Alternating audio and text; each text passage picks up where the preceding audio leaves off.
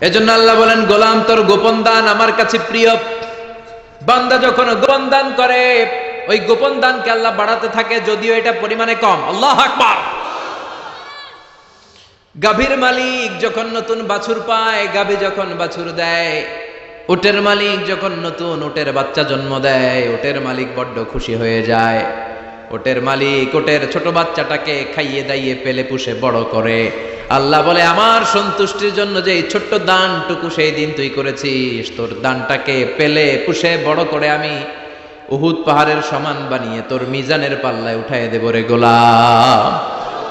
এজন্য লুকিয়ে দান করাটা শ্রেয়। আপনারা যারা দান করতে চান, আপনারা শো অফ না করে লুকিয়ে দান করবেন। রাজি আছেন তো? আর সম্পদশালী যারা হয়েছেন তারা যাকাত দিবেন। যারা যাকাত দেয় না, ওয়াল্লাযীনা ইয়াকনিজুনা আয-যাহাবা ওয়াল ফিদ্দা ওয়ালা ইউনফিকুনাহা ফি সাবিলিল্লাহ ফাবাশশিরহুম বিআযাবিন আলীম।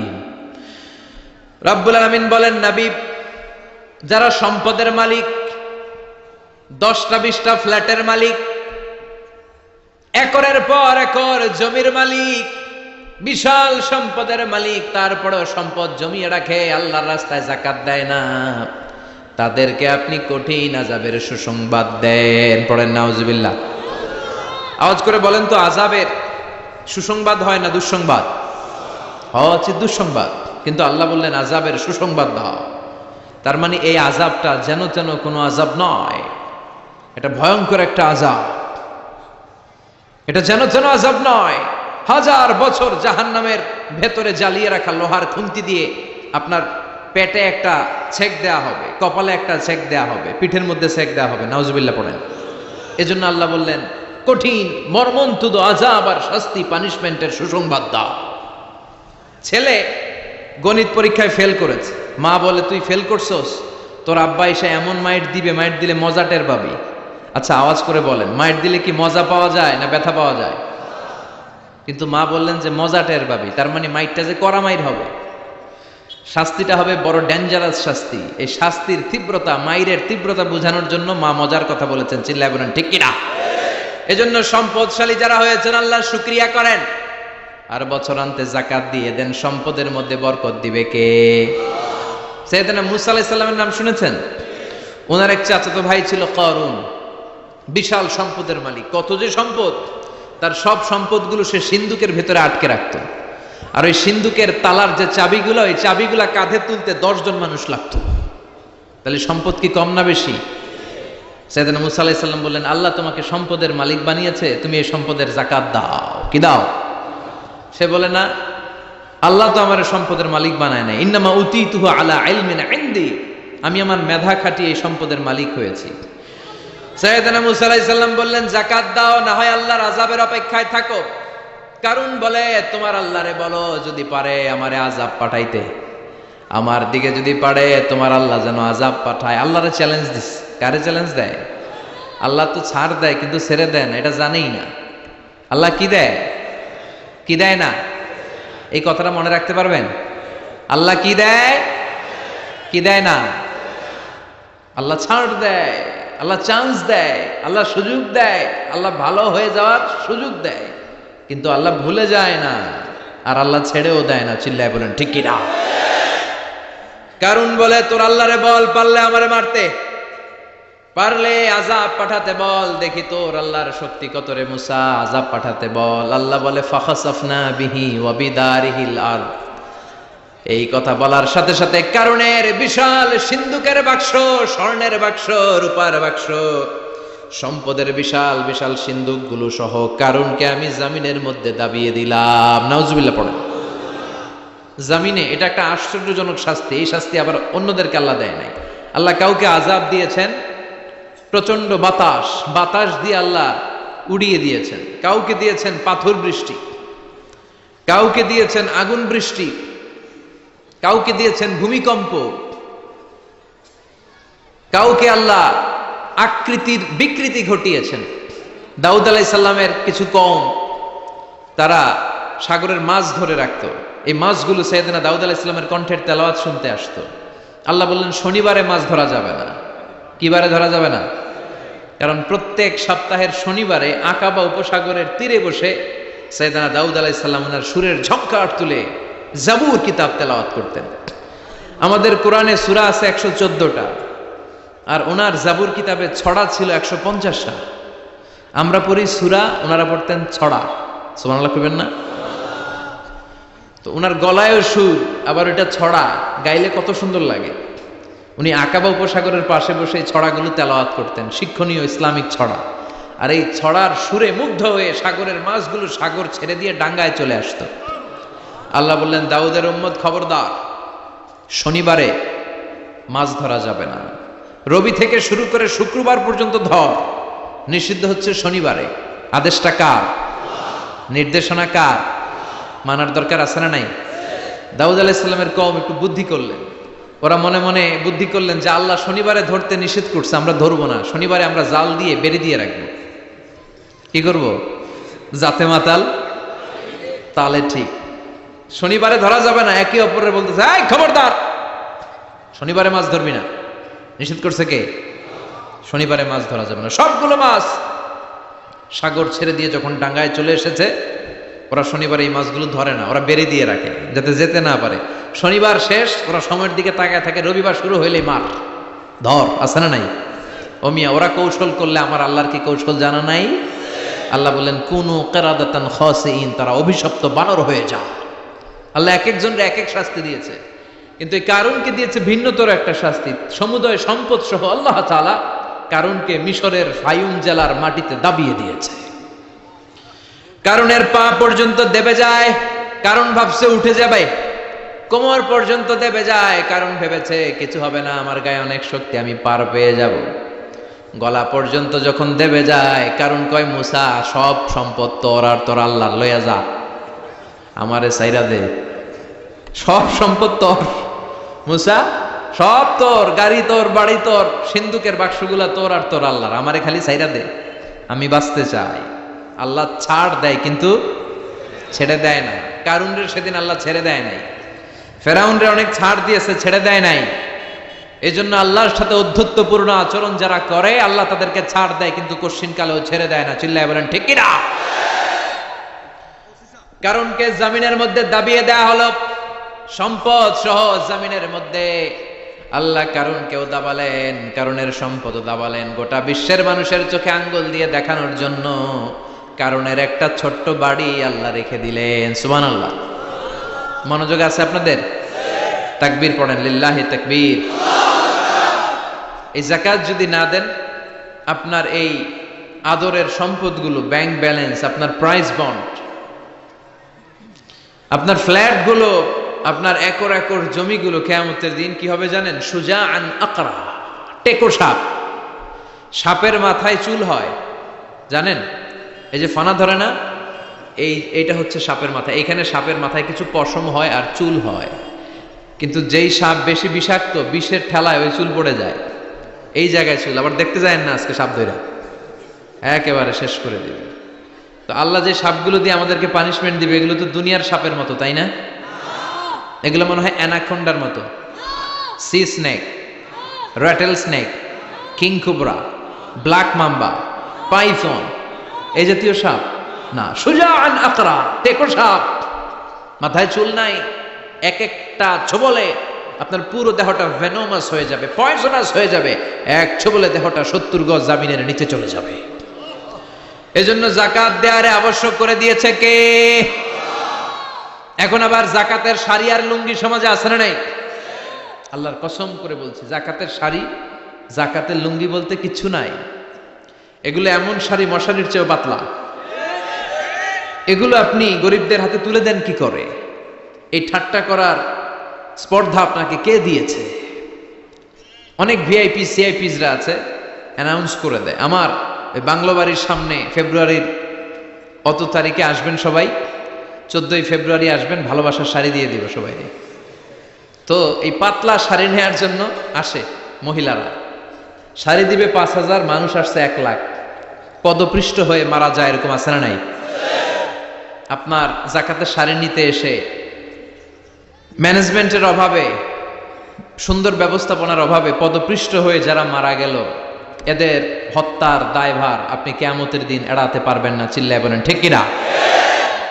যাকাত এসেছে দারিদ্র বিমোচনের জন্য, to wipe out the poverty from the society. সমাজ থেকে আপনি দারিদ্রতাকে ঝাড়ু পেটা করে বিদায় করবেন, এজন্য এসেছে যাকাত। একজন লোককে যখন আপনি যাকাত পে করবেন, এমন পরিমাণে যাকাত আপনি তাকে দিবেন যে তার জন্য আর অন্য কোথাও যাকাতের লাইনে যে হাত পাতা না লাগে। কথা বুঝতে পেরেছেন? এজন্য যাকাতের শাড়ি, যাকাতের লুঙ্গি কোনোদিন দিবেন না। আপনি 10,000 জনকে দেওয়ার দরকার নেই, আপনি 10 জনকে দেন, 10টা সিএনজি কিনে দেন। তাদের ঘরে যদি কর্মক্ষম ছেলে পেলে থাকে, অটো রিক্সা কিনে দেন, সিএনজি কিনে দেন, একটা অস্ট্রেলিয়ান গাই কিনে দেন, দুধ বিক্রি করে ফ্যামিলিটা চলবে, ঠিক কিনা? আপনি একটা চায়ের টং দোকান করে দেন, একটা ঝালমুড়ির দোকান করে দেন, তাহলে তার এই কাজের মধ্য দিয়ে তার পুরো ফ্যামিলিটা লিড করতে পারবে। চিৎকার করে বলেন ঠিক কিনা? এইভাবে যাকাত দিতে রাজি আছেন তো? আপনাদের মধ্যে থেকে যদি কারো যাকাত ফরজ না হয়, আপনাদের আত্মীয় স্বজনদের মধ্যে যাদের যাকাত ফরজ হয়েছে, এই মেসেজটা পৌঁছে দিতে হবে। রাজি আছেন? রাজি আছেন? এজন্য রব্বুল আলামিন বলেন, আলহাকুমুত তাকাসুর হাত্তা যুরতুমুল মাকাবির। দুনিয়ার লোভ কোনোদিন তোমাদের কমবে না যতদিন না তোমরা কবরে ঢুকো। কবরে ঢোকার আগ পর্যন্ত আমাদের লোভ কমবে? চিল্লায় বলেন, কমবে না। আমরা এই দুনিয়াটাকেই সব মনে করি, আসলে এটা কি সব? কথা বলেন, আসলে এটা সব না। আমরা চাক্ষুষ যখন মালাকুল মাউতকে দেখতে পাবো, তখন আমাদের টনক নড়বে। আমরা প্রত্যেকেই কিন্তু মালাকুল মাউতকে দেখব, বিশ্বাস হয়? প্রত্যেকেই আমরা দেখব, ভালো হলেও দেখব, খারাপ হলেও দেখব। নিজ চোখে আমরা মালাকুল মাউতকে দেখতে পাবো, আর আমাদের রূহ তিনি কবজ করে নিয়ে যাবেন। চিৎকার করে বলেন ঠিক কিনা?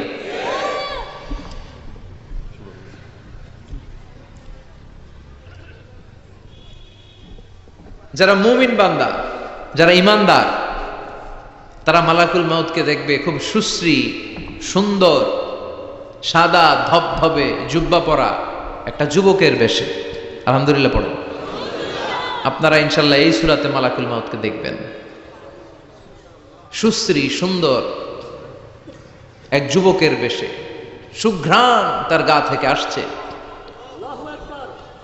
সে এসে মুমূর্ষু ব্যক্তির মাথার সামনে বসে পড়ে, বসে বলে, ইয়া আইয়াতুহান নাফসুল মুতমাইন্নাহ, হে প্রশান্ত আত্মা, উখরুজি ইলা মাগফিরাতিল্লাহি ওয়া রিদওয়ানি, আল্লাহর ক্ষমা, আল্লাহর সন্তুষ্টির দিকে তুমি বের হয়ে আসো। বলতে বলতে রুহুটা স্মুথলি মুমিন বান্দার দেহ থেকে বের হয়ে মালাকুল মাউতের হাতে চলে যায়। কাফান মিন আকফানিল জান্নাহ, হানুত মিন হানুতিল জান্নাহ, জান্নাতের হানুত এনে, কাফন এনে মালাকুল মাউত এটাকে খুব সম্মানের সাথে, আমরা বাঁচলেও যেমনি সম্মানিত, আমরা মরে গেলেও। রব্বুল আলামিন বলেন, ওয়ালাকাদ কাররামনা বানি আদম, আমি বনি আদমকে সম্মানিত করেছি। বেঁচে থাকলেও মানুষ সম্মানিত, মরে গেলেও সম্মানিত, ঠিক কিনা? বিশ্বনবী দেখলেন একটা লাশ নিয়ে যাওয়া হচ্ছে, পেছনে পেছনে অনেক মানুষ, লাশ বহনকারী মানুষগুলোরে দেখে বিশ্বনবী সাহাবাদের সাথে বসা ছিলেন। হঠাৎ বিশ্বনবী দাঁড়িয়ে গেলেন। সাহাবারা বললেন, নবী ইন্নাহু ইয়াহুদি, এইটা তো ইহুদির লাশ, আপনি দাঁড়ালেন কেন? আপনি বসেন। বিশ্বনবী বললেন, আওয়ালাইসাত নাফসান, হোক না ইহুদির লাশ, এটা কি মানুষ না? সুবহানাল্লাহ পড়েন। কি নবী ছিলেন! মানবতা, হিউম্যানিটি কাকে বলে তিনি গোটা বিশ্বের মানুষের চোখে আঙ্গুল দিয়ে শিখিয়ে গিয়েছেন। বিশ্বনবী বললেন, এটা মানুষ, মানুষকে আমি অনেক সম্মান দান করেছি। I have dignified the status of the sons of Adam, আমি আদম আলাইহিস সালামের সব সন্তানকে সম্মানিত করেছি। চিল্লায় পড়েন সুবহানাল্লাহ। আল্লাহ আমাদের সম্মান এত বাড়িয়েছে যে নূরের ফেরেশতারাও এই মানুষকে সেজদা দিতে বাধ্য হয়েছে, ঠিক কিনা? তুমি মাটির আদমকে প্রথম সৃষ্টি করিয়া ঘোষণা করিয়া দিলে শ্রেষ্ঠ বলিয়া, তাই তো নূরের ফেরেশতা করে আদমকে সেজদা, ঠিক কিনা? তাই তো নূরের ফেরেশতা করে আদমকে সেজদা, সবার চেয়ে সম্মান দিলে মাটির আদমকে। আল্লাহু আল্লাহু তুমি জাল্লে জালালুহু, শেষ করা তো যায় না গে তোমার গুণগান। আল্লাহু আল্লাহু, সুবহানাল্লাহ পড়েন। তার মানে মানুষের সম্মান আছে না নাই? এই মুমিন বান্দাকে আল্লাহ এত সম্মান দেয়, মালাকুল মাউত পুরুষের আকৃতিতে আসে, যুবকের আকৃতিতে আসে, ধবধবে সাদা জুব্বা পরে জান্নাতি কাফনে করে রুহুটা নিয়ে এল্লিনে চলে যায়। আল্লাহ আমাদের মৃত্যুটা যেন এরকম ইমানের মৃত্যু হয়। আরো জোরে পড়েন আমিন। আর যারা কাফের, আহলুস শিমাল, বামপন্থী, ইসলাম বিরোধী, এরাও মালাকুল মাউতকে দেখে, তবে ভয়ঙ্কর আকৃতিতে দেখে, ভয়ঙ্কর। যত কুৎসিত হতে পারে একজন মানুষের চেহারা, যত দুর্গন্ধ বেরোতে পারে একজন লোকের দেহ থেকে, এরকম ভয়ঙ্কর অগ্নিমূর্তি নিয়ে মালাকুল মাউত তার কাছেও আসে, সেও দেখে। তবে এসেই মালাকুল মাউত ত্রাস সৃষ্টি করে। কি সৃষ্টি করে? আপনারা হাইওয়েতে বাসে করে ঢাকায় যেতে কখনো ডাকাতের কবলে পড়েছেন? কেউ কেউ কেউ হয়তো পড়েছেন। ডাকাতরা কি করে জানেন? ডাকাতরা সংখ্যায় কম, পড়েছ, অনেকে পড়েছ, তাদের অভিজ্ঞতা আছে। ডাকাতরা সংখ্যায় 5 জন, বাসে আছে 50 জন, তারপরে 50 জন কাঁপতে থাকে। এর কারণ ডাকাতরা এসেই শুরুতে একটা ত্রাস সৃষ্টি করে। ওরা রামদা দিয়ে, চাকু দিয়ে এলোপাথাড়ি কোপায় পুরুষগুলোরে, যাতে রক্ত দেখে ভয়ে যা যা আছে আগে রেডি করে রাখে। কথা কন? মালাকুল মাউত ইসলাম বিরোধী আর গাদ্দার গুলোর মাথার সামনে এসে ত্রাস সৃষ্টি করে। এসে বলে, ইয়া আইয়াতুহান নাফসুল খাবিসা, হে পাপাত্তা বের হ। দুনিয়াতে ইসলাম রে অনেক বাস দিয়েছিস, আল্লাহর নবীকে অনেক গালি দিয়েছিস, ইসলামী আইনের বিরোধিতা করেছিস, ইসলামী আন্দোলনের 12টা বাজিয়েছিস। একটার পর একটা বলে ত্রাস সৃষ্টি করে, আর লোকটা কাঁপতে থাকে ভয়। আর বলে, ইয়া আইয়াতুহান নাফসুল খাবিসা, পাপাত্তা বের হয়ে আয়, বের হ। মুমিনের আত্মা যেমনি ডাক দেওয়ার সাথে সাথে স্মুথলি বের হয়েছে, কাফের আর মুশরিক ইসলাম বিরোধীদের আত্মা কেউ এরকম তাড়াতাড়ি বের হবে নাকি? উখরুজি ইলা গাদাবিল্লাহ, আল্লাহর রাগ, ক্রোধ আর ঘৃণার দিকে আত্মা তুই বের হয়ে আয়। বের হয় না। আত্মা একবার ডানে দৌড় মারে, একবার বাঁয়ে দৌড় মারে, সামনে মারে, পেছনে মারে, আত্মাটা শুধু ছোটাছুটি করে। এবার মালাকুল মাউত গায়ে যত জোর আছে টেনে টেনে টেনে হিচড়ে আত্মাটারে বের করে নিয়ে আসে। আল্লাহ, এই মরণ থেকে তুমি আমাদেরকে বাঁচাও। একটা জীবিত ছাগলকে জবাই না করে তার চামড়া দেহের এক জায়গা থেকে উল্টো দিকে টেনে হিচড়ে বের করলে সে যতটা ব্যথা পায়, এর চেয়ে বেশি ব্যথা কষ্ট দিয়ে ইসলাম বিরোধীদের রুহ কবজ করা হয়। এজন্য সেদিনের অপেক্ষায় আমরা সবাই আছি, ঠিক কিনা? তখন বোঝা যাবে কার কত ক্ষমতা, তখন বোঝা যাবে কার প্রতিফল কিরকম হবে, কার আবাসস্থল কোথায় হবে, কে ডানপন্থী, কে বামপন্থী, কে জান্নাতি জাহান্নামী, সেদিন সব গোমর ফাঁস হয়ে যাবে। এজন্য রাব্বুল আলামিন বলেন, আলহাকুমুত তাকাসুরু হাত্তা যুরতুমুল মাকাবির। দুনিয়ার লোভ লালসা তোমাদেরকে একেবারে পাগল বানিয়ে ফেলেছে। ক্ষমতার লোভ, টাকার লোভ, খ্যাতির লোভ, যশের লোভ তোমাদেরকে এমন পাগল বানিয়েছে, আখিরাতকে বেমালুম তোমরা ভুলে গিয়েছো। তোমাদের এই গাফলতি কশিন কালেও থামবে না, কমবে না, যতদিন না তোমরা কবরে ঢুকবা, ঠিক কিনা? এজন্য প্রিয় ভাইরা, একটু থামেন, স্টপ, সিট ডাউন, একটু ভাবেন যে আমাদেরকে চলে যেতে হবে। আমরা আজীবন থাকতে আসি নাই। এই দুনিয়াটা একটা মরীচিকা, তাই না? এই পৃথিবীটা একটা মায়াজাল, এটা একটা ধোঁকা। এই মায়াজালের ভেতরে আমরা পড়ে আছি। এই পৃথিবীর দৃষ্টান্ত হচ্ছে 4টা স্বর্ণের টুকরা আর 3টা লাশের মতো। আওয়াজ করে বলেন তো, স্বর্ণের টুকরা কয়টা? লাশ কয়টা? অনেক অনেক আগের জামানায় 3 জন যুবক তাদের কর্মসংস্থানের জন্য বেরিয়েছে। পথিমধ্যে তারা গুপ্তধন পেয়েছে। কি পেয়েছে? 4টা স্বর্ণের টুকরা পেয়ে তো মহা খুশি, আমরা বেঁচে গেলাম, আমরা ধনী হয়ে গেলাম, আর জীবনে আমাদের দুঃখ নাই, কষ্ট নাই। এবার মানুষ 3 জন, স্বর্ণের টুকরা 4টা, একটু ঝামেলা হয়ে গেল না? 4 জনে 4টা পাইলে ভালো হইতো না? মানুষ কয়জন? স্বর্ণের টুকরা কয়টা? 4টা। এবার তারা বলতে লাগলো, আমাদের প্রচন্ড ক্ষুধা পেয়েছে। একজনকে বললো, তুই বাজারে যা, বাজার থেকে রুটি কিনে নিয়ে আয়। সে রুটি কিনতে গেল। আর এই 2 জন মিলে ভাবতে লাগলো, শয়তানের ওয়াসওয়াসায় পড়ে একটা কাজ করি, যেটার রুটি আনতে পাঠাইছে ওটার যদি শেষ করে দিতে পারি, মানে ওটার কেল্লা যদি ফতে করে দিতে পারি, তাহলে তো আর ভাগাভাগির কোনো কাজ নাই। স্বর্ণ 4টা, তুই পাবি 2টা, আমি পাবো। আর যে রুটি আনতে গিয়েছে সে মনে মনে ভাবে, রুটিতে যদি বিষ মাখায় নিতে পারি। দেখছেন খেলা? আল্লাহু আকবার। রুটিতে কি মাখায় নিতে পারি? বিষ। তাহলে এই দুইটারে বিষ মাখানো রুটি খাওয়াই দিলাম, চারটাই আমার, আমার আর ধরে কে? তো যেই চিন্তা ওই কাজ। ওরাও রুটির সাথে, উনিও রুটির সাথে বিষ মাখাইছে, এরাও রেডি হয়ে আছে কখন আসবে। আসার সাথে সাথে ওইটারে ধইরা আইজো মায়ের কাইলো মায়ের মাইরা ওইটার বর্তমানে ফেলাইছে, ওইটা অক্কা পাইছে, শেষ। এবার দুই বন্ধু মহা খুশি, তুই দুইটা আমি দুইটা, লাফাইতেছে আনন্দে। এক বন্ধু কয় লাফাইস কম, ক্ষুধা লাগছে অনেক, আগে খেয়ে নেই। আয় কি করি, এবার প্যাকেট থেকে বিষ মাখানো রুটি বের করে রুটি খাই, ওই দুইটাও শেষ। চারটা স্বর্ণের টুকরার জায়গায় পড়ে আছে, আর তিনটা লাশ পাশে পড়ে আছে। হাযিহি মাসালু হায়াতি দুনিয়া, এটাই তো দুনিয়ার জীবনের দৃষ্টান্ত। বাড়ির জায়গায় বাড়ি পড়ে থাকবে, ক্ষমতার মসনদের চেয়ারটা জায়গায় পড়ে থাকবে, মানুষগুলো থাকবে না, ঠিক কিনা? আপনি খেয়াল করে দেখেন, আপনারা যদি কেউ জিজ্ঞেস করে ভাই এই বাংলো বাড়িটা কার, আপনি খুব গর্ববোধ করে বলেন যে এটা আমার বাড়ি, বলেন না? একটু খেয়াল করেন, আপনার বাবা যখন এই বাড়িতে থাকতো, কেউ যখন জিজ্ঞেস করতো বাড়িটা কার, আপনার বাবাও বলতো এটা আমার বাড়ি। আপনার দাদাও খুব পরিচয় দিত, এটা আমার বাড়ি, এই বাড়ি কার? আমার। আপনার দাদার দাদার দাদাও বলতো এটা আমার বাড়ি। আপনি মরে গেলে এই বাড়িটাই, যেটারে আপনি আমার আমার বলে আগলে রাখতেন, আপনার ছেলে তখন শুরু করবে আমার। কথা কন? ছেলে মরে গেলে নাতি বলবে আমার।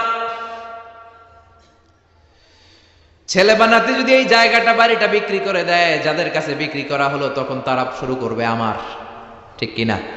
পরের জায়গা পরের বাড়ি, ঘর বাঁধিয়ায় আমি রই, আমি তো সেই ঘরের মালিক নই। সবকিছুর আসল মালিক কে? সেজন্য আল্লাহ বললেন আলহাকুমুত তাকাসুরু হাত্তা যুরতুমুল মাকাবির, দুনিয়ার লোভ লালসা তোমাদের কমবে না যতদিন না তোমরা কবরে ঢুকবা। বিষ্ণু বললেন লাউ আন্না লিকুল্লি ইবনি আদম ওয়াদিয়ান মিন যাহাব, পৃথিবীর প্রত্যেকটা মানুষকে যদি আল্লাহ একটা করে স্বর্ণের পাহাড়ের মালিক বানিয়ে দেয়, আহাব্বা আইয়াকুনা লাহু ওয়াদিয়ান, সে আরো একটা স্বর্ণের পাহাড়ের মালিক হওয়ার চেষ্টা করবে। ওয়ালাই ইয়ামলা আফাহু ইল্লা তুরাব, কবরের মাটি ছাড়া তার এই লোভ লালসা, অতিরিক্ত চাওয়া পাওয়ার ইচ্ছা কোনোদিন কেউ থামাতে পারবে না।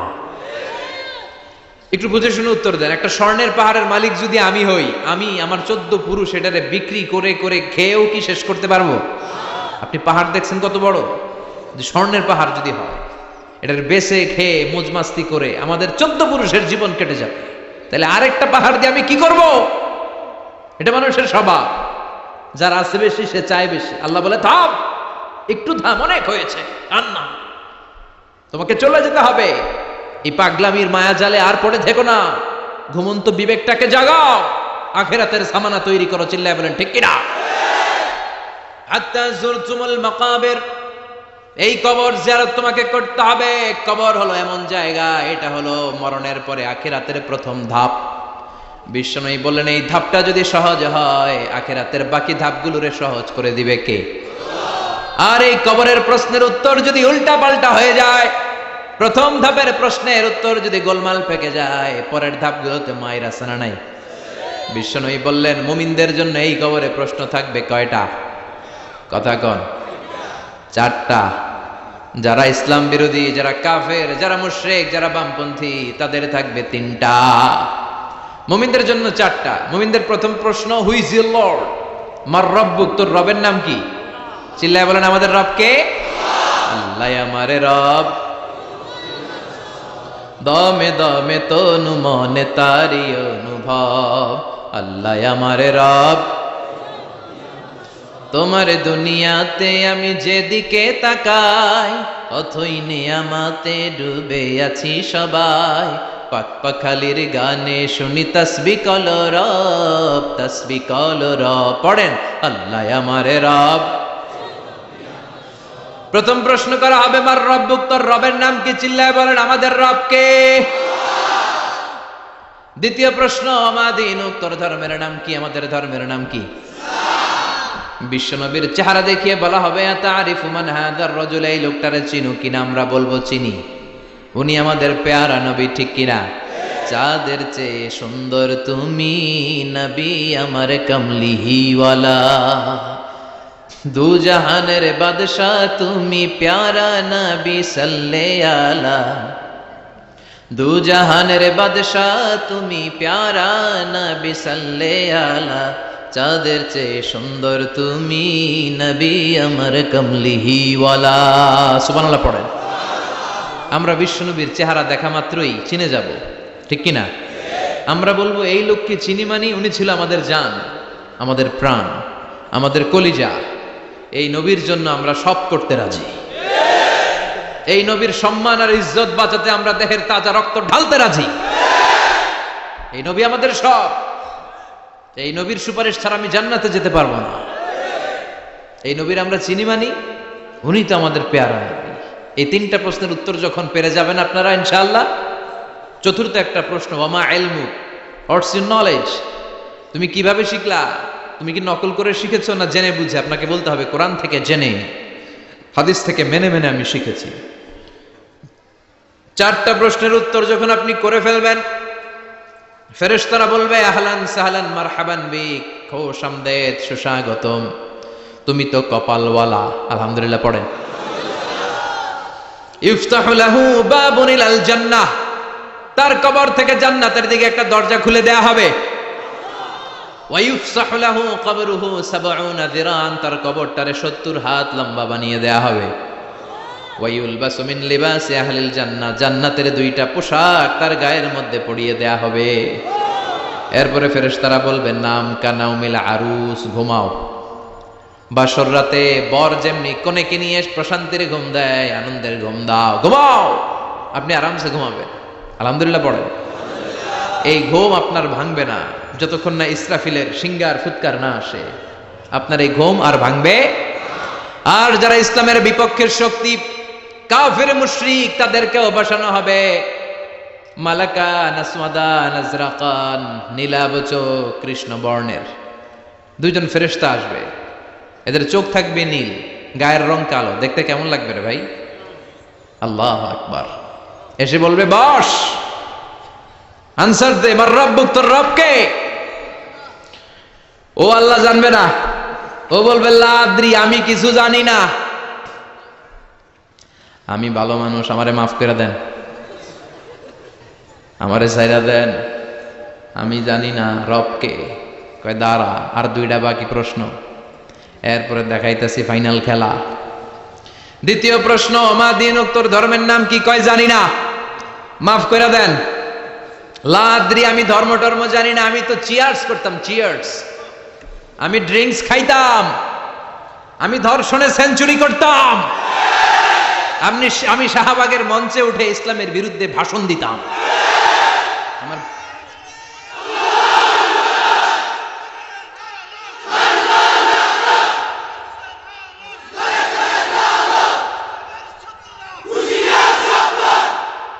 সে পাগলের মতো বলবে লা আদ্রি, আমি কিছু জানি না, আমি কিচ্ছু মনে করতে পারছি না, কে আমার রব?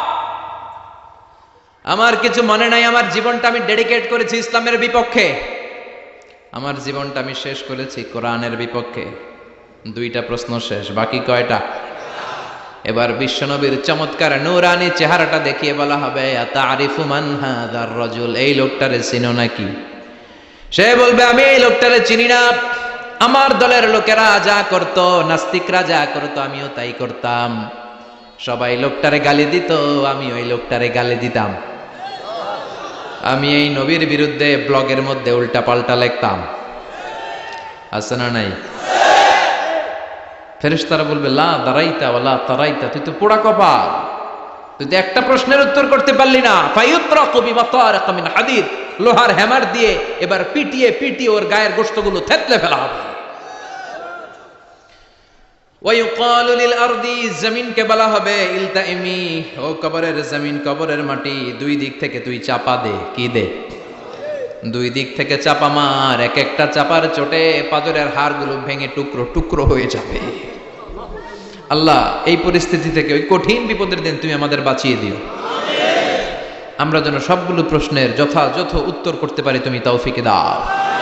এজন্য আল্লাহ বললেন আল্লাহকুমুত তাকাসুরু হাত্তা যুরতুমুল মাকাবির, তোমাদের লোভ লালসা কোনোদিন কমবে না যতদিন না তোমরা কবরের ভেতরে ঢুকো। এই কবরে আমাদেরকে যেতে হবে, ঠিক কি না? এটা থেকে পালাবার কোনো সুযোগ আছে? কোনোভাবে বেঁচে থাকা যাবে? এজন্য মাঝে মাঝে কবরে যাবেন। কই যাবেন? বিশ্বনী বলেছেন, নাহাইতুকুম আন জিয়ারাতিল কুবুর, একটা সময় তোমাদেরকে কবর জিয়ারত করতে নিষেধ করেছিলাম, আল আনা ফাজুরুহা ফাইন্নাহা তুযাক্কিরুল আখিরা, তবে এখন সমস্যা নাই, এখন কবর জিয়ারত করো, কেননা কবর জিয়ারত করলে আখিরাতের কথা স্মরণ করায় দেয় কে? মাঝে মাঝে কবরস্থানে যাবেন আর ভাববেন যে এখানে আমাকে আসতে হবে, চলে যেতে হবে আমাকে, এটা আমার আসল জায়গা। তবে মহিলারা যাবেন না, কারণ মহিলারা লাশ, কবর আর রক্ত দেখলে সহ্য করতে পারে না, তারা বিলাপ শুরু করে দেয়, আছে না নাই? ও মা গো, মইরা গেল গো, কই গেল রে, আছে না নাই? চুল টানে, লাফালাফি, বিলাপ করে নারীরা। হৃদয় নরম তো, এদের হৃদয় আবার খুব নরম। তো এই জন্য নারীরা কবরে যাবেন না, আপনারা কবরের বাইরে থেকে আপনার আব্বার জন্য দোয়া করে ফেলবেন। পুরুষরা যাবেন, প্রায়ই কবরে যাবেন। কবরের চারদিকে ডিজাইন করে বড় দেয়াল, গম্বুজ, এগুলো করা যাবে না। আর কবরে পড়ে থাকা ব্যক্তির কাছে কিছু চাওয়া যাবে? চাইতে হবে কার কাছে? ইদা সাআলতা ফাসআলিল্লাহ ওয়া ইদা ইসতাআনতা ফাসতাইন বিল্লাহ, যদি চাইতে হয় কার কাছে চাও? সাহায্যের দরকার, কে সাহায্য পাঠাতে পারে? এজন্য বিপদে আপদে সব সময় কার কাছে চাবো? বিশ্বনবীর কবরের সামনে দাঁড়িয়েও কিছু চাওয়া যাবে? যাবে না, কারণ বিশ্বনবীও চাইতেন কার কাছে? বিশ্বনবী নিজেই চাইতেন আল্লাহর কাছে। এজন্য আমাদেরও চাইতে হবে কার কাছে? আল মাইয়িতু ফিল কবর কাল গরীকু ফিল বাহর, সাঁতার না জানা ব্যক্তি সাগরে পড়ে গেলে যেমন অসহায়, মরে গেলে মানুষটা তার চেয়েও বেশি অসহায়, ঠিক কিনা? অসহায় কবরের মানুষ আপনারে কি দিবে? দিবেন তো আপনি। আপনি যেই তার জন্য দোয়া করবেন, ফাতিহা পাঠ করবেন, ইখলাস পাঠ করবেন, তার জন্য মাগফিরাত কামনা করবেন। আপনি দোয়া করলে তার জীবনের গুনাহ ক্ষমা করে দিবে কে? কিন্তু সে কি আপনার বিপদ থেকে মুক্ত করতে পারে? তাহলে এই সূরাতুত তাকাসুর থেকে আমাদের জীবনের জন্য শিক্ষা হচ্ছে, we have to go back to our Lord. আমাদেরকে আমাদের রবের কাছে হাজিরা দিতে হবে, আমাদের কিন্তু ফিরে যেতে হবে। এই চিন্তাটা আমাদের মাথায় রাখার দরকার আছে না নাই? চিল্লায় বলেন, মাথায় রাখার দরকার আছে না নাই? আজকে থেকে মাঝে মাঝে একটু ভাবা যাবে না যে আমাদেরকে চলে যেতে হবে? সাইয়েদনা ওমর ফারুক বলতেন, মুতু ক্বাবলা আন তামুতু, মরার আগে একবার মরো। হাসিবু ক্বাবলা আন তুহাসাবু, আল্লাহ তোমার হিসাব নেওয়ার আগে তুমি একবার তোমার নিজের হিসাব নাও। বাড়িতে বসে দাগ কাটবেন, ভালো কাজ খারাপ কাজ লিখবেন, ভালো কয়টা করছেন, খারাপ কয়টা করছেন, এবার নিজে একটু হিসাব করেন আপনার অবস্থা কি হতে পারে। বিছানায় একবার চোখ বন্ধ করে লম্বা হয়ে শটান হয়ে শুয়ে যান, আর ভাবেন আপনি নাই।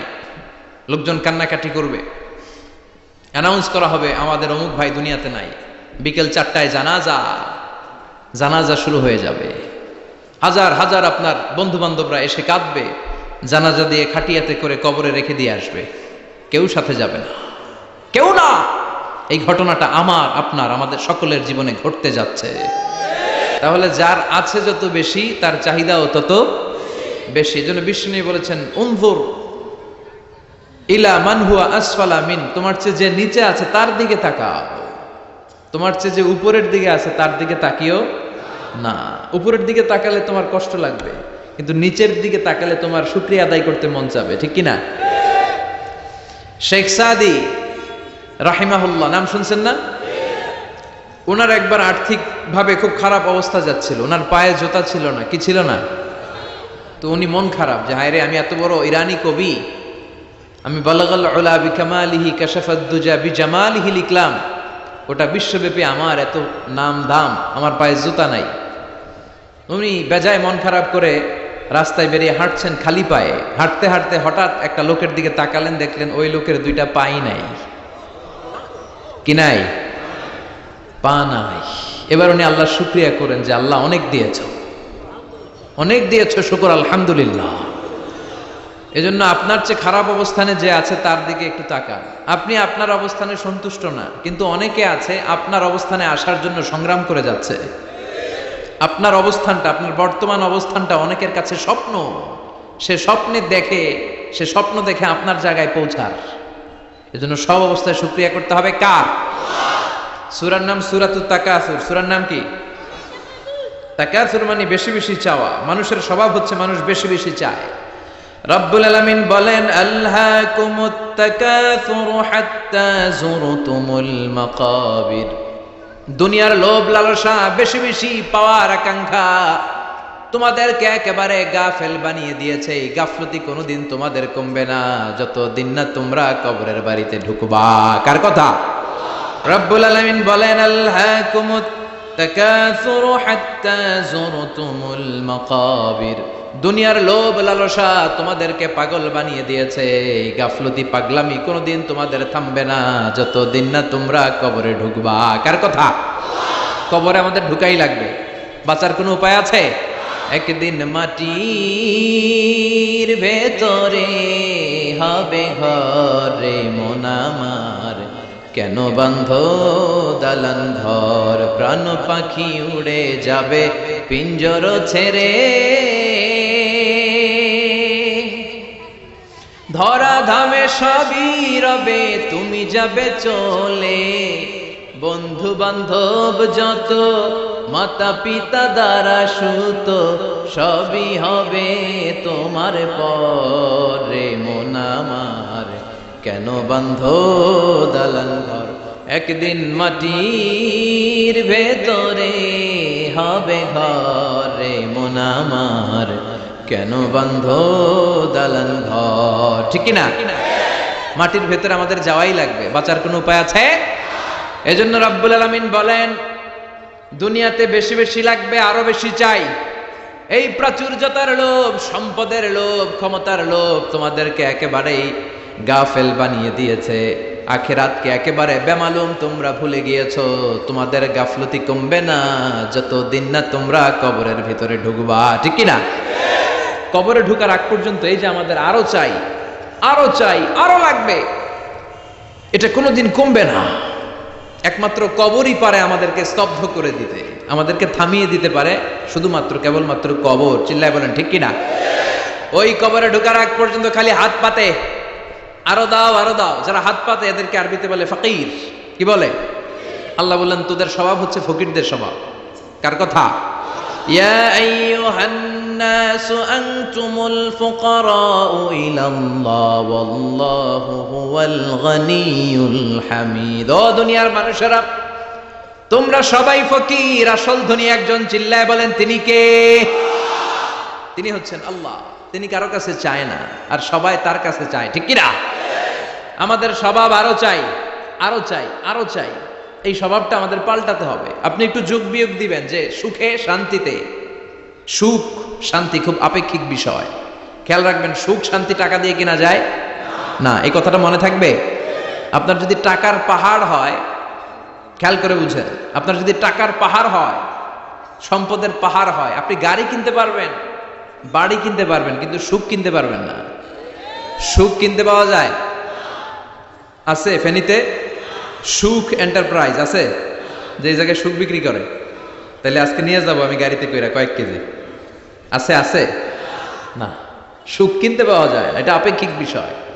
আবার আপনার যদি অনেক টাকা হয়, পয়সা হয়, আপনি খেয়াল রাখবেন, আপনি খাট কিনতে পারবেন, দামি কম্বল কিনতে পারবেন, বালিশ কিনতে পারবেন, কিন্তু ঘুম কিনতে পারবেন না। ঘুম কিনতে পাওয়া যায়? ফেনীতে কেউ বেছে ঘুম? আপনি যদি ডাক্তারের কাছে যেয়ে বলেন ডাক্তার সাহেব আমারে 5 কেজি ঘুম দেন, ডাক্তার কেবে ধুর মিয়া আমারই ঘুমে ধরে না, আমারই মাঝে মাঝে টেনশনের চোটে ঘুম আসে না, আপনারই কি দিব ঘুমের। তো এই জন্য ঘুম কিনতে পাওয়া যায় না। খেয়াল রাখবেন, সুখ শান্তি এগুলো আল্লাহর দান। অল্পেও সুখ থাকতে পারে। ঠিক কিনা? আপনি বিশ্বনবীর জীবনী পড়ে দেখেন, বিশ্বনবী অল্প খেতেন, অল্প পড়তেন, অল্প জমাতেন, আর অল্পের ভিতরে সুখ দিয়েছে কে? টাকা যার বেশি দুঃখ তার বেশি, টাকা যার বেশি কষ্ট তার বেশি, টাকা যার বেশি টেনশন তার বেশি। আপনি খেয়াল করে দেখেন, যারা বড় বড় ভিআইপিস এন্ড সিআইপিস, অনেকদের সাথে আমাদের পরিচয় আছে। তো ফ্যামিলিগত অনেক বিষয় আমরা কিছুটা জানি। সুখ নাই, শান্তি নাই, খালি কষ্ট আর ব্যারাম। আর কি? ব্যারাম। আরাম আছে ইসলামের ভিতরে। আপনি অল্প খেয়ে অল্প পড়ে শুকর গুজার হবেন, এটার ভিতরে শান্তি আর আরাম ঢুকাই দিয়েছে কে? আপনি খুঁজে দেখবেন যে অনেক কোটি টাকার মালিক, এদেরকে সিআইপি বলে। বড় শিল্পপতিদেরকে কি বলে? CIP, commercially important person. এদের জন্য এয়ারপোর্টে একটা লাউঞ্জ থাকে, এয়ারপোর্টের ভিতরে আলাদা লাউঞ্জ, দেখবেন বড় করে লেখা সিআইপি লাউঞ্জ। আমার পরশুদিন প্রোগ্রাম ছিল ফরিদপুরে, তো ফরিদপুর থেকে আবার আমি রাতে চলে এসেছি, সকাল 8টার ফ্লাইটে এসেছি চট্টগ্রামে। তো ওখানে এখন সোশ্যাল মিডিয়ার কল্যাণে আমাদেরকে অনেকে চিনে, তো ওখানে যত সিকিউরিটি আছে, গোয়েন্দার লোক আছে, সবাই আমাকে ধরছে যে হুজুর আপনি এখানে না বসে আপনি সিআইপিসদের রুমে চলেন। আমি কি ভাই, আমি তো সিআইপি না, আমি মাফও চাই দোয়াও চাই। বলেন না, আপনি আসেন। তো সিআইপি হচ্ছে কমার্শিয়ালি ইম্পর্টেন্ট পারসন, এদেরকে বলে সিআইপি। তো এরকম অনেক সিআইপিদেরকে আমরা চিনি, ঘরে সুখ নাই, শান্তি নাই, স্বামী স্ত্রীর মধ্যে ভালোবাসা নাই, আছে মানিল, ধরাধরি, কাটাকাটি, মারামারি, ছেলে মেয়েদের সাথে সুখ নাই, শান্তি নাই, ছেলে কথা শোনে না, ছেলে টানে গাঞ্জা, আছে না নাই? মেয়ে করে পরকিয়া, মায় দেখে কিরণমালা। তো এইটা কি কোনো সংসার? এটা জাহান্নামের টুকরা। আচ্ছা, এবার আসেন অল্প পয়সার মানুষ যারা ফ্যাক্টরিতে কাজ করে, রিক্সা চালায়, কুলি মজুর, দেখেন এদের রোগবালাই নাই, কষ্ট নাই, ঘরে শান্তি, নিজেও নামাজ পড়ে, আবার ফ্যামিলিতে যারা আছে ওরাও নামাজ পড়ে, ছেলেটাও নামাজ পড়ে, মেয়েটাও নামাজ পড়ে, ছেলেটাও সূরা ফাতিহা পড়ে, মেয়েটাও পড়ে, আলহামদুলিল্লাহ বলে। এটারে সুখ বলে। সুখ চিনে নিয়ে যান, এটারে টাকা দিয়ে কিনতে পাওয়া যায় না। যারা ধনী, এই সিআইপিসদের টেনশন বেশি, এদের রোগ বেশি, এমনকি এরা খেতেও পারে না। ডাক্তার তাদেরকে খুবই রেস্ট্রিক্টেড একটা ডায়েট প্রেসক্রাইব করে। ডাক্তাররা বলে আপনি গোশত খাবেন না, মাছ খাবেন না, আপনি খাসি খাবেন না, চিংড়ি খাবেন না, শুধু খাবেন ঘাস, শুধু খাবেন সবজি, ভেজিটেবল। খুবই রেস্ট্রিক্টেড ডায়েট। ভেজিটেবল খেতে পারে, অল্প লিমিটেড কিছু ভাত খেতে পারে, রুটি খেতে পারে। তার মানে খাওয়াতে সুখ নাই, ফ্যামিলিতে সুখ নাই, রাতে চোখে ঘুম নাই, ঠিক কিনা? ঘুমের ট্যাবলেট 4টা-5টা খেয়ে এরা ঘুমাতে যায়, এরপর লাফ দিয়ে ওঠে, আছে না নাই? কিন্তু ঘুমের জন্য যে ট্যাবলেট লাগে এটা রিকশাওয়ালারা জানেই না। সুবহানাল্লাহ পড়েন। দিস ইজ কল্ড পিস, এটার বলে শান্তি। এই শান্তি দেওয়ার মালিক কে? এজন্য রব্বুল আলামিন বলেন আল্লাহকুমুত তাকাসুরু হাত্তা যুরতুমুল মাকাবির। দুনিয়ার লোভ লালসা তোমাদেরকে পাগল বানিয়ে দিয়েছে। এই পাগলামি কমবে না যতদিন না কবরে ঢুকো। কবরে ঢুকার আগ পর্যন্ত এই চাই আরো লাগবে, এই মানসিকতা মানুষের থামবে না। মানুষ শুধু কম্পিটিশন করতে পছন্দ করে, ওর 5 তলা আমার লাগবে 10 তলা। কম্পিটিশন আছে না নাই? ফেনী শহরে আগে 10 তলা কোনো বিল্ডিং ছিল 20 বছর আগে? কথা বলেন, এখন আছে না নাই? ঢাকা শহরে আজ থেকে 20-25 বছর আগে 10 তলা 15 তলা বিল্ডিং খুঁজে পাওয়া যেত সহজে। এখন অলিতে গলিতে বিল্ডিং এর জন্য হাঁটাই যায় না। চিল্লায় বলেন ঠিক কিনা? বিশ্বনবী বললেন ওয়ান্তাল হুফাতাল উরাতাল আলাতা রিয়া আশ-শাইয়াতা তাওয়ালুনা ফিল বুনিয়ান। কিয়ামতের আগে দেখতে পাবা কিছু লোক যাদের পেটে খাবার ছিল না, গায়ে দেওয়ার মতো জামা ছিল না, সমাজে তাদের কোনো ধরনের নাম আর ডাক ছিল না, তারা হু হু করে বড়লোক হয়ে যাবে। They will start to construct high rises buildings in the cities. শহরে বড় বড় বিল্ডিং, টাওয়ার বানানোর প্রতিযোগিতা শুরু করবে। চিল্লায় বলেন ঠিক কিনা? এই টাওয়ার বানানোর প্রতিযোগিতা আছে না নাই? টাওয়ারের পর টাওয়ার, বুর্জ আল খলিফা,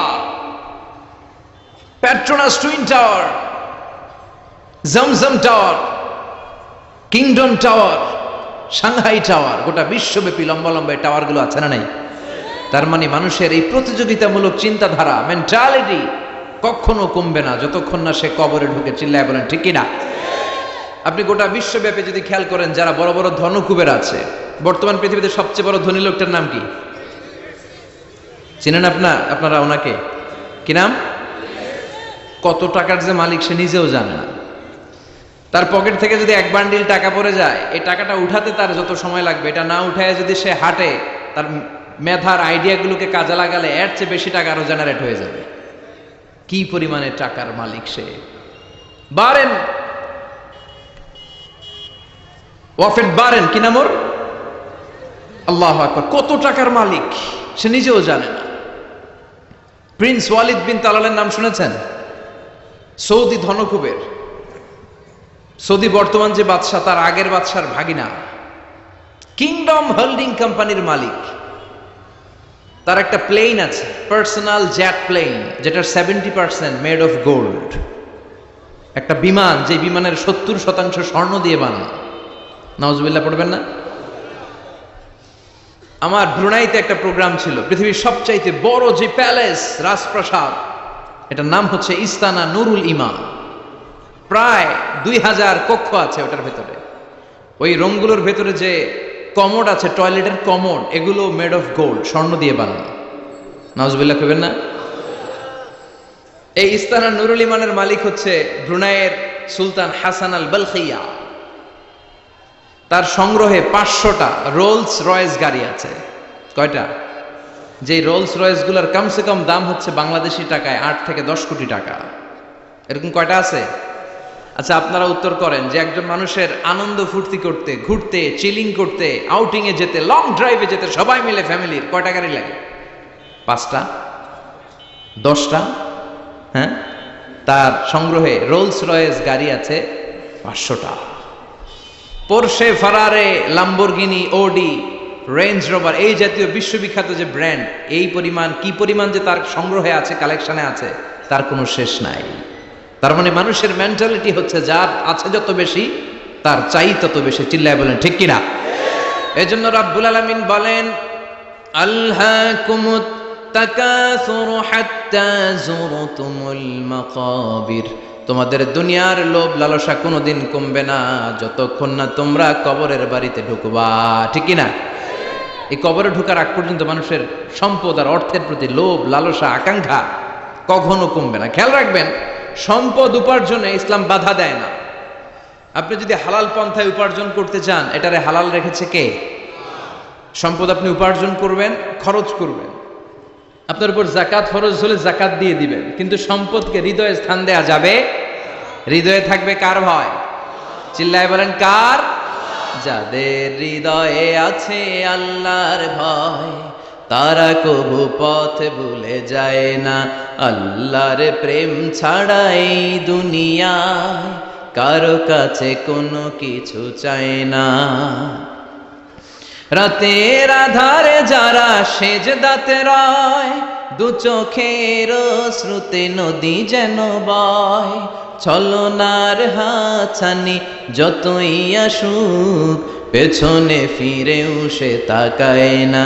যাদের হৃদয়ে আছে আল্লাহর ভয়, তারা কভু পথ ভুলে যায় না। আল্লাহর প্রেম ছাড়া এই দুনিয়ায় কারো কাছে কোনো কিছু চাই না, কারো কাছে কোনো কিছু চাই না। ঠিক কি না? মুমিনের অন্তরে তো মুমিন অর্থ ও সম্পদকে স্থান দিতে পারে না। মুমিনের অন্তরে মুমিন স্থান দিবে কাকে? চিৎকার করে বলতে হবে কাকে?